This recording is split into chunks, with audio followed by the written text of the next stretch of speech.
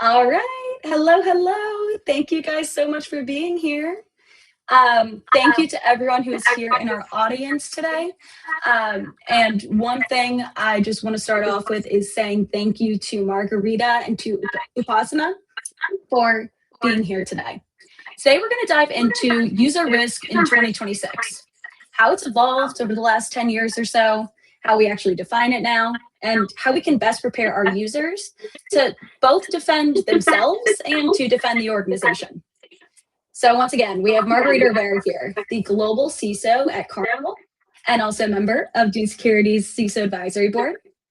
We also have Upasana Tripathi, the director and head of GRC at Verily, as well as a member of Dune's Cyber Risk and Awareness Council.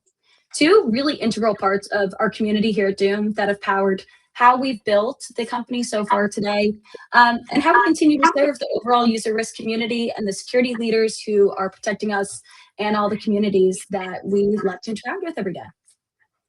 So before we get started, I want to hand this over to Margarita and Upasana to please provide just a quick intro about yourselves, a little background that you find interesting, and then what brings you to this conversation today, what you're excited to talk about. Margarita, I'll hand over to you. Perfect. Sounds great.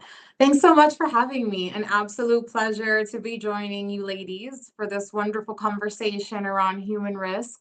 My name is Margarita Rivera. I am the global CISO for Carnival Corporation.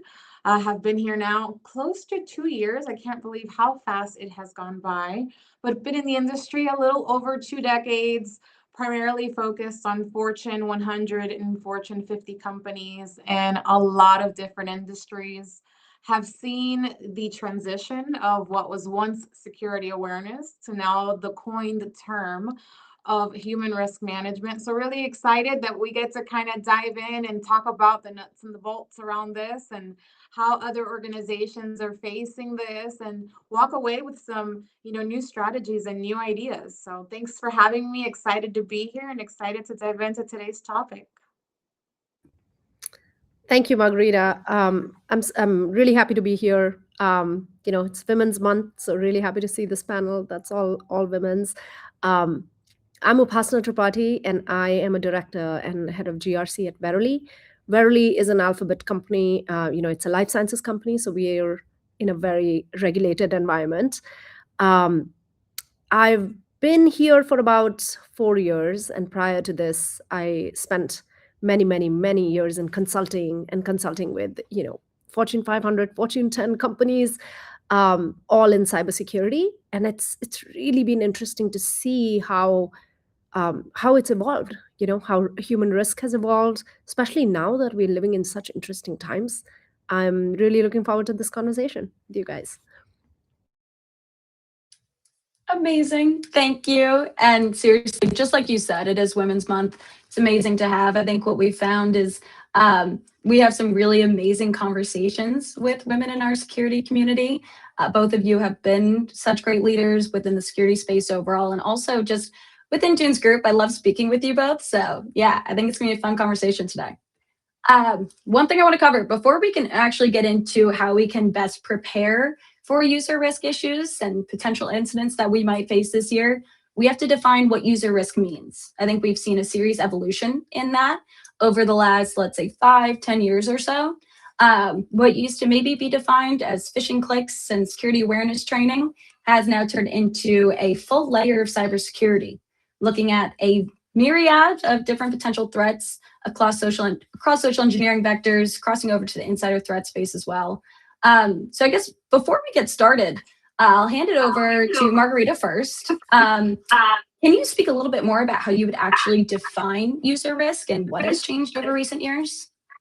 Sure. So, I think you gave a really great, introduction. It's no longer about, user clicks and phishing. It's really about the intersection of identity, access, and behavior, which can materially impact an organization. So it's not just, did someone click, but once they clicked, what happened after that? What was the behavior that was driven? What access did they have? What were they able to do? So when we're looking at, human risk, understanding that the human portion of it is really the weakest link in the chain, and it's one of the ones that I think are probably the most unpredictable.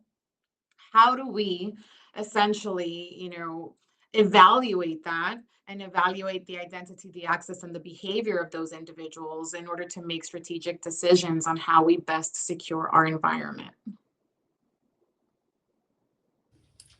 I love that. I think you touched on a lot of key points there about kind of how that looks a little bit different, how analytics are being drawn into this a bit more, how we can take a data-centric approach versus more of a qualitative approach that we might have taken previously. Upasana, I want to turn it over to you before we head on to our next questions. Is there anything when we think about that definition of user risk that you would want to factor in here as well? I think it would be a miss to not talk about AI, right? So when we say users, what do we mean by users? Users are no longer just humans. We have a lot of AI agents now, right? That are getting introduced into the environment, and they hold the same risk as users, maybe even more. And when I think about it, why that's the case, it's because one, they are generally privileged AI agents, but also highly skilled, right? A user may have certain access or certain privilege, but they may not even know about it. But with AI agents, they can just figure out and do certain things within a matter of hours. So I think when it comes to user risk, we really have to define who this user is, and non-human identities. Even before, like even service accounts could be considered user. But essentially with AI, that's really. Oh, you are so spot on. I think that we're going to end up seeing kind of a transition. So where initially everything was, security awareness driven, and then, human risk management came in. And to Upasana's point, with everything that's happening with AI and non-human identities, I see there being an evolution and a change in even how we view that, because it really does come down to identity. You guys brought up some great points we've been talking about recently. So thinking about how do you actually define a user and how you can factor that into existing users at your company. There's kind of that human user, and now there's that agentic AI user. And there's been a lot of questions. Do you determine a user's risk based on which AI tools they have ownership over? Is that split up between multiple users? What governance and risk and compliance do we actually have to factor in from a policy standpoint to make sure that we're protecting the organization? So it's something that we've talked about a lot. And it'll be interesting to see how things like behavioral risk scoring start to evolve over time as we start to pull in and monitor more of those behaviors as well. Another thing I wanted to touch on, we both come from very different organizations. One is more obviously Carnival, we're talking about a cruise line. But there's so much that goes into that. There are boots on the ground workers. There are people, let's say even like who are managing ports where your ships are docking. There are people that are on the ships. Everyone's using different devices, having different communication patterns. So I guess starting with Margarita and then Upasana, I'll kind of turn that over to you on the health tech side, kind of crossing over between the world of clinical workers and tech workers. How do you take a look at the difference between what user risk looks like when you have some users who are sitting at a computer all day, and then you have some users in a completely different position and cadence of communication? Sure, I think it's a great question. It's definitely not a one size fits all. I can tell you that when I first started in cyber, it was a one size fits all. It was, pretty binary. But obviously, as the industry has continued to evolve, you realize that there is more risk based on, certain roles versus others. And in the world of cruising, especially with, so many different cruise lines underneath the Carnival Corporation umbrella, there is just so many different ways of, kind of looking at this. We may have just lost Margarita. Yes, just hit the wrong button. I can add to that, right? So I think what she was saying is really that exposure is not evenly distributed, and I totally agree with that. So I'll let go, Margarita. Thank you so much. We had a little blip. Don't you love when technology acts all funny? No worries. Yes, our favorite. Apologies for that. Not sure exactly what happened here, but nonetheless, going No worries back, at all. there are definitely, there's definitely that need in order to really evaluate different folks in different roles. Somebody that is doing a role shoreside is not the same as someone that is doing a role aboard one of our vessels. And essentially, I mean, we have floating cities.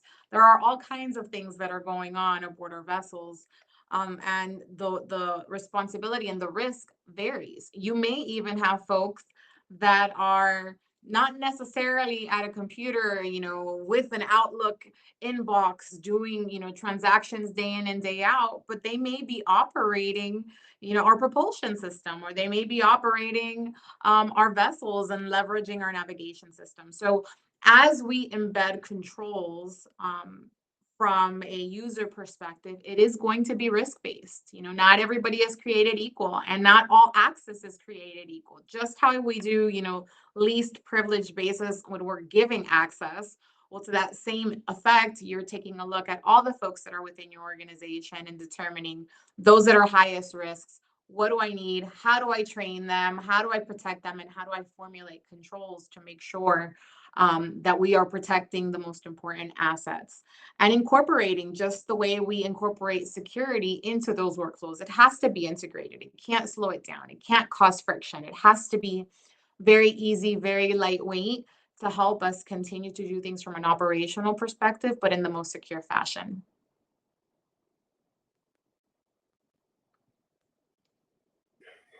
I love that. Upasana, I want to hand it over to you because I know that you had kind of a thread that went off of what Margarita was just touching on. Before I hand it over, Margarita, I think you touched on a lot of really great points, especially the monitoring, the way that we're going to have to change over time, kind of how we look at different behaviors based on different groups. I think it's evolved a lot. I think it's going to continue to evolve even this year as not only workforces become a little bit more diverse and divided, but also the ways that we can be reached by social engineering. So thank you for that. Upasana, I would love to just give you the floor to touch on what you started speaking on before. Yeah, no, I think Margarita hit on all the right spots, right? Not the exposure is not evenly distributed. Not all users have the same risk, and I think it's really important to identify who our risky users are and provide them with appropriate preventative and detective controls so that you can limit the exposure. I think for us in a regulated environment, that becomes even more important because it's not just about keeping your environment secure, but then you also have a compliance obligation, right? So you have to really understand what are the users that can really have a big impact on compliance versus not. But essentially, exactly what Margarita said, I think it applies across industry, right? Not all users are the same. Exposure basically is a combination of what access you have, how deep your privileges go, and what type of behavior and environment do you operate in, right? So a remote user will be much riskier than somebody who comes into the office every day and uses one machine to log in. So I think it really changes, and being able to identify that user behavior and the risk score. When I say score, I don't necessarily mean a numerical score, but being able to identify who is at risk more than others is really important.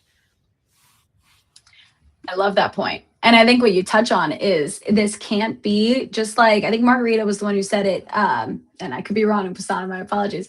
But I think you touched on it can't be one size fits all anymore. And so we used to kind of take an approach, which is send out your campaigns, send out your training, make sure everyone's, checking off policies and showing that they are compliant with the organization. As long as everyone meets those check boxes, then we're set. Very different landscape now. And so if you think about, obviously I think the responsible thing to do with your time now would be identify areas of highest risk and probably spend the most of your time there.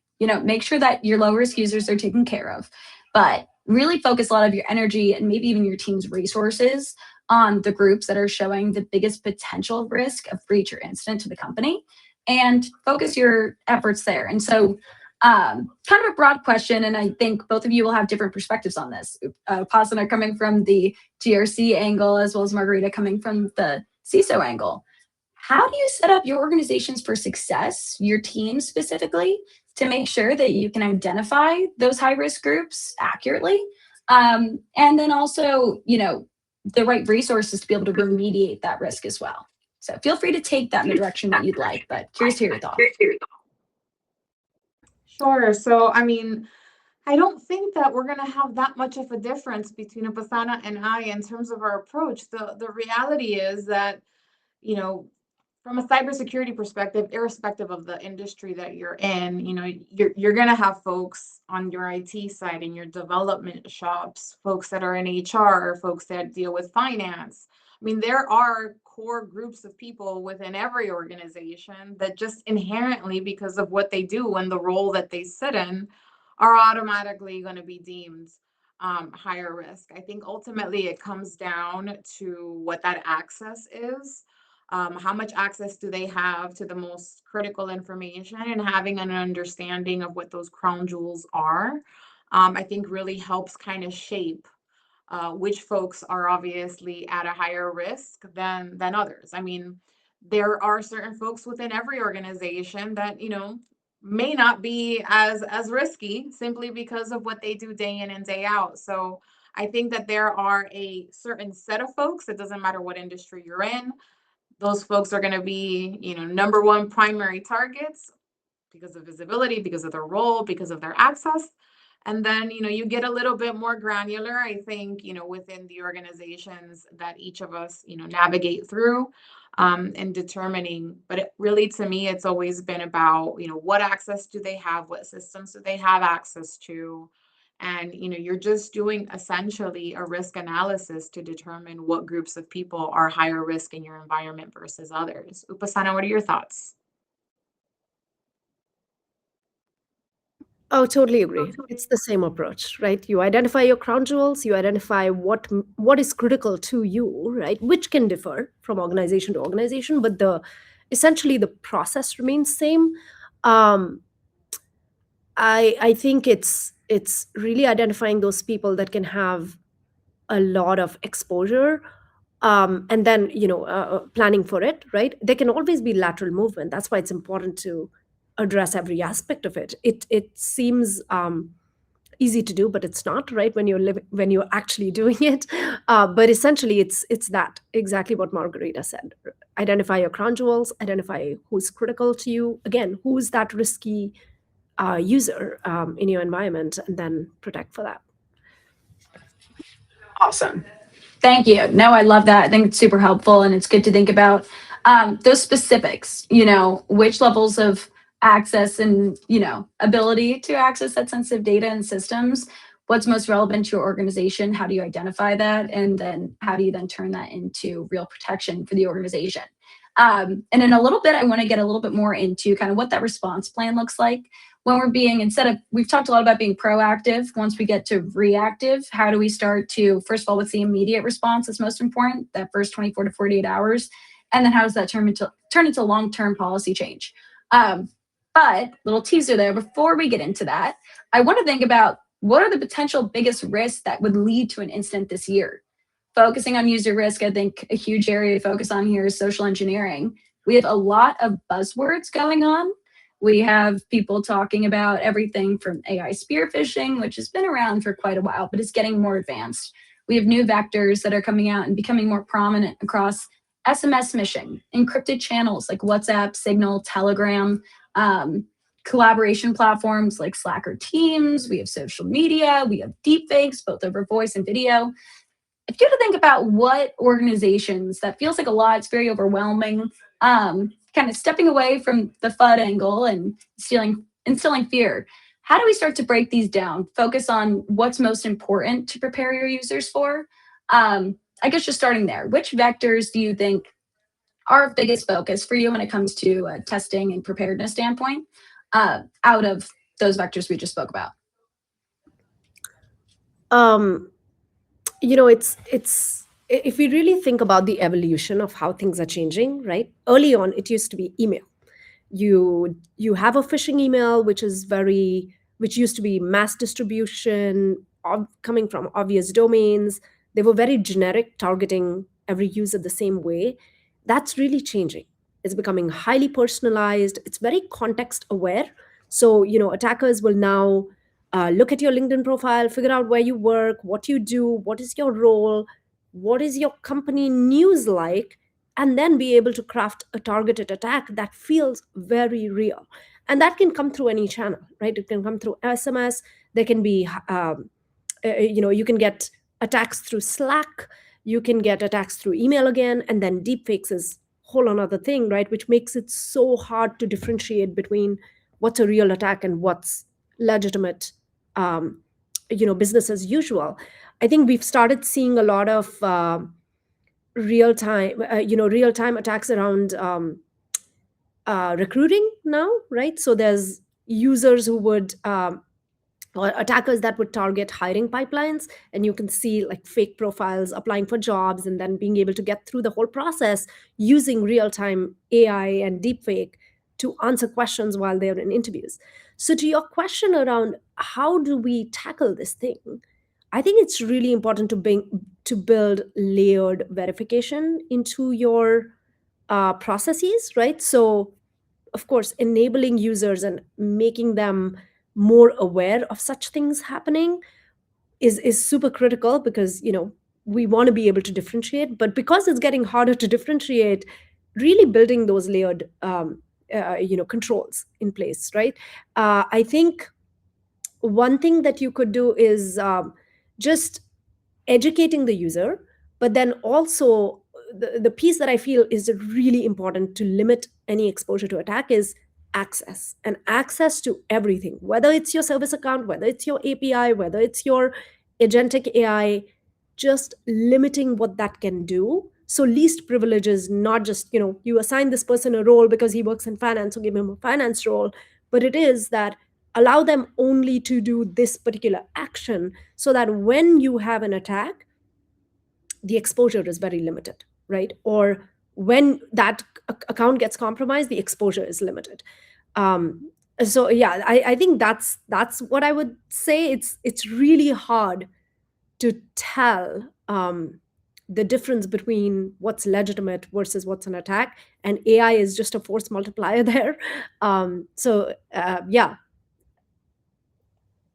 Yeah, I completely agree. I don't think much has changed. I think the velocity has changed. I do think obviously AI is, disrupting in that area, and it is making it more challenging because as security practitioners, we are having to be quite reactive as things are just transitioning so quickly. However, to the same effect, we have an opportunity to leverage AI and other tools and techniques to help, secure our environments. So I think, as we go into this year, being able to tell what's real from fake, deep fakes and whatnot, and phishing, I mean, all of those things I think are going to continue. I think as security practitioners, we need to ensure that we don't get so caught up in the hype cycle that we forget about the fundamentals. You know, identity continues to be incredibly important. Observability continues to be incredibly important.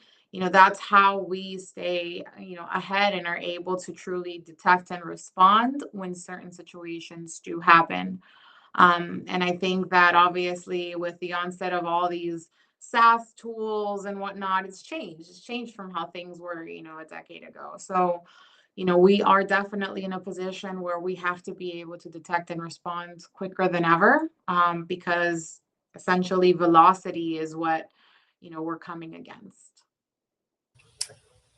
I love that. And I love that I think you both mentioned points about AI and specifically agentic AI, how these tools are evolving, how they open up new risk, whether that's from the social engineering standpoint or just general levels of access and permissions. So I guess my question here is, all of technology is rapidly evolving, I think, probably quicker than we've seen it in quite some time. And employees want to use it. They want to use it to be able to do more within their own roles, to be able to reach their goals, to be able to improve efficiency, maybe increase ROI for the business as well. So challenge that I've heard from a lot of security leaders is you don't want to be the department of no. You don't want to be the person that people know that they come to. They are being just, the people who are saying, no, we can't use that, no. And then it's actually like delaying real business growth over time.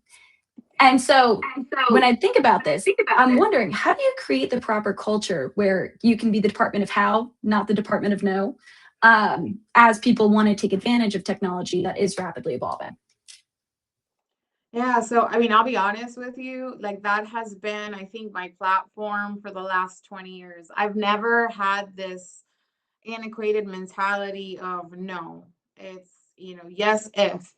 And, how do we help our organizations move as quickly as possible, but as safe as possible? We are in the business of creating guardrails for the business to be able to go and to move and to innovate, and also to leverage that innovation for how we do security. So I think it's really important, again, kind of going back to that topic of observability, really being able to see what's going on in the environment, really being able to educate folks and have them understand that, okay, great, I'm super happy you want to use ChatGPT, to go and create this presentation. That's fantastic.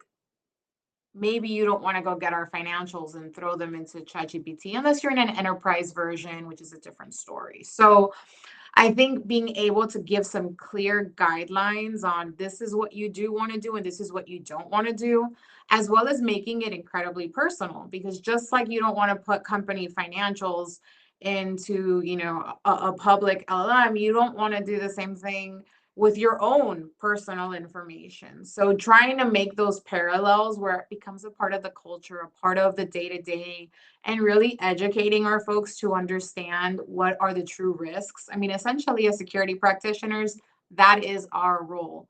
Our role is to illuminate that risk so that folks can make educated decisions. And when they don't make the educated decisions, then we need to have those guardrails in order to protect them against themselves. So everything that we do here, and that I've done throughout my career, has really focused on that, really helping the organization move at the speed that they need to move, but giving them, essentially, I always say it's like Formula One racing. I give them seat belts, I give them deformable structures, I give them the way that they can move fast, but if they deviate from what they're supposed to do, they have that safety and security built in. Yeah, I mean, so well said, Margarita. Exactly. This technology is so incredible. Um, you know, People are going to use it whether security says yes or no. And I think the only way to do this the right way is to provide an environment where it can be safely done. And when I say that, it's when I say it should be used safely, I don't even know what that really means, because nobody knows, right, what the risk is. We can see the output of it and we can see how it's accelerating business. So we absolutely cannot say no. But I think we have to continuously monitor, and one approach is to, one, like, provide tools that are enterprise approved. At least the legal review on the contracts has been done and your data is not being used to train the other models. But I think, like, really starting with some skepticism about what it can do, right, like always having human in the loop, always, starting with a sandbox. Don't, like, just unleash it in production the day you create you use Claude Code to create create a project. But I think start small, test it out, maybe have a security engineer ride along. Like, anybody can code today, right, with this technology, which is so incredible. So if your marketing team is using it, maybe have a security engineer ride along, and instead of spending 20 hours that the security engineer would have otherwise, it may just take 3 hours of their time to help the marketing team do it in a safe way. And then what Margarita said, right, like being able to then monitor what's happening, and having some technology that can really help you get signals of, are you, is the data leaving the organization or whatnot, I think is really important. And at the beginning, then again, limiting access, which is something I'll keep going back to, right? It's really important to limit what anything can do and make it super granular so that your blast radius is not as big. Awesome. We talk a lot about blast radius here at Dune. We think a lot about what's the potential impact of actions and using that to factor in how we make decisions. So I love that. And I think something you both touched on that was pretty important was that open line of communication. I think once people assume that they're not going to get an answer they're happy about from you, they kind of don't talk to you about unless it's absolutely business critical. And so being able to have an open relationship, I know, obviously, just speaking from personal experience, Dune is a startup. And so a lot of things we want to get done, especially on the marketing side, we want to get done quickly. We want to use the tools that we can. But we're also a security startup. So being able to speak with our team, and we have direct on our end, direct line of communication with our CTO, with our VP of engineering, and with our full security engineering team, to be able to speak with them about, this is what we want to do. This is what we're considering doing for it. Can you review this tool stack? Can you review these processes?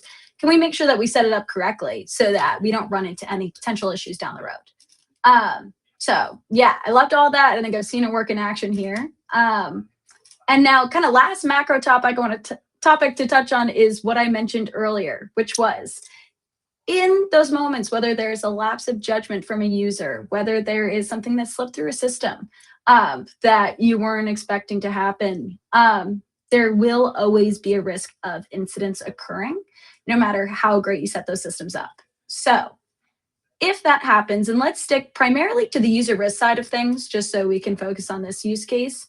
The issue was caused by a user, whether that was malicious, whether that was careless, whether that was ignorant. Start at the first 24 to 48 hours. Can you walk me through what that process looks like? Of course, more generally, not looking at a specific topic or a specific incident here. What are the most important things you can do to make sure that you are dealing with the incident at hand? And then we'll get more into the long-term policy changes. Sure. So a lot of assumptions here in terms of what do those first 24 hours look like. But I mean, if we're dealing with a type of incident and we're dealing with, a user, depending on what's going on, I mean, I think one of the first things we're going to want to do is obviously isolate that identity. We're going to want to invalidate any active tokens. We're going to want to suspend, any privileged access. We're going to want to check for lateral movements. We're going to want to quantify what data was accessed. So, we're going to be going into our observability, and we're going to, be seeing kind of what ties into what this particular user, whether it was malicious or not. And obviously throughout those first 24 hours, we're going to have to notify legal and executive leadership and make sure that, everyone is apprised of the situation. I think that, the speed of identity containment from a human risk perspective is really what is the difference in an incident and in a crisis situation. So really being able to identify who is impacted, what's that blast radius, being able to isolate that, being able to check for lateral movement, and really, hone in on the specifics, I think are all a part of those first 24 hours. Yeah, I 100% agree. I guess it is. It doesn't matter like how the incident happened. I guess it would apply to all incidents. Is that you just have to stop the bleeding first, right? You have to contain the incident. Make sure that it doesn't go beyond what you can contain. And then, once it is contained, I think it becomes important to then understand the impact. Especially in a regulated environment, it really becomes important to identify what do we need to do next? Who do we have obligations to notify of the incident? Which often is not a technical process. It's more, working with legal, working with privacy, working with our customers. We have very strict requirements for certain customers, sometimes just a couple hours to notify them. And that can be a very strenuous process. So I guess the first step is to stop the bleeding.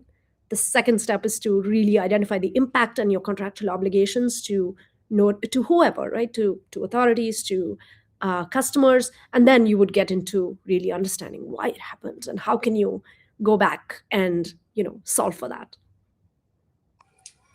Awesome. And I guess looking at a specific situation here, let's say we're looking at a new vector, something that wasn't previously a concern or something maybe you don't have current visibility into.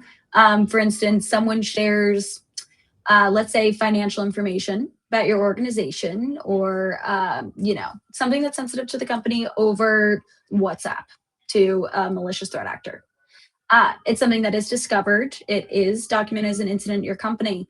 When you think about, first of all, the teams that need to be involved, are you bringing that to the board? Are you bringing that to your leadership? Are you educating the wider user group on the incidents so that they know how to prevent these types of attacks in the future? Are you maybe changing your overall policy on how information can be shared or your education for users? What are the key components you would look at for long-term change following the incident? I think if it's all incidents. Oh, sorry. Go ahead. Go ahead. I guess I would say that if it is something new, that is an indication that you probably did not have a control for it, right? Now, that control can be implemented through policy, through whatever mechanism, but it's essentially to qualify that control, right? You must not use it. Or like detect a way if people are using WhatsApp to send information.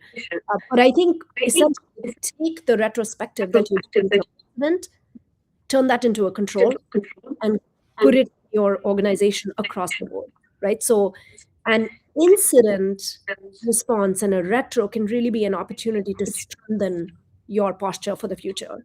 And that's why, like, I really think performing a retro is so important on an incident, because you're really identifying the root cause. And the important thing is that then processes to fix that across the board, not just the system, so that it doesn't happen again. Absolutely agree. I think there's nothing more powerful than the lessons learned as you're going through different things. Obviously, if it's through a new vector, there's tons of opportunity to learn, to communicate up. I do believe in transparent and candid conversations with executive management, with our board, as well as baking that into how we educate our users and how we try to influence behavior. So never let a crisis go to waste, even though it may be very uncomfortable to go through in the moment, but definitely a lot to learn from it and to leverage and to teach, so that we don't fall victim to any type of incident of that same nature again. So I think all situations that we go through, the most innocent of them to the most complicated, always teaches us something new that we can do, that we can implement, and that we can leverage to help strengthen our organization. Never let a crisis go to waste. I like that quote. I think I'm going to put that up in the office here. Awesome. Well, that is great. Thank you so much. And I think it's a really great way to be looking at the space right now, and to think about how we can turn some of these more negative, very scary instances into long-term change for the business and overall positive as things continue to advance. This is never going to end. People are never going to stop attempting to attack organizations. But if we continue to improve our defenses over time, then we can only put ourselves in a better spot. Before we wrap up here, this has been an amazing conversation. From each of you, maybe just a couple sentences, if you had to give any advice to security leaders who are looking to protect their organizations today, and everyone from smaller companies to larger enterprises, what would be that key piece of advice? Sure. So I would say a couple things. First of all, it isn't anymore about who clicks. It's about who can truly act. And don't forget your foundational components. Security is a defense in depth. Don't get caught up in the hype. Make sure that you're doing the right things, from, basic patching to vulnerability management to identity to having, eyes on your environment. Like, don't forget about the basics, because that is what's going to be able to sustain you as you're navigating a lot of uncertainty in our environments. Yeah, I think I would say a couple of things too. One is granular access control, right? Really get granular. I think having just-in-time access that is ephemeral instead of static privileges staying in production for your higher risk users, right? Like enable access that is, that allows them actually only for an hour. So really getting granular just-in-time access, I think I cannot say that enough. And then implementing behavior, right? And when I say behavior training, I mean, there are two types, right? One is monitoring, where you're monitoring behavior, and the other is proactive guidance to users when they're performing a risky behavior. If you're sending an attachment to your customers over email, maybe there's a pop-up that says, hey, you want to do that, right? So guiding user behavior to really perform actions is really important.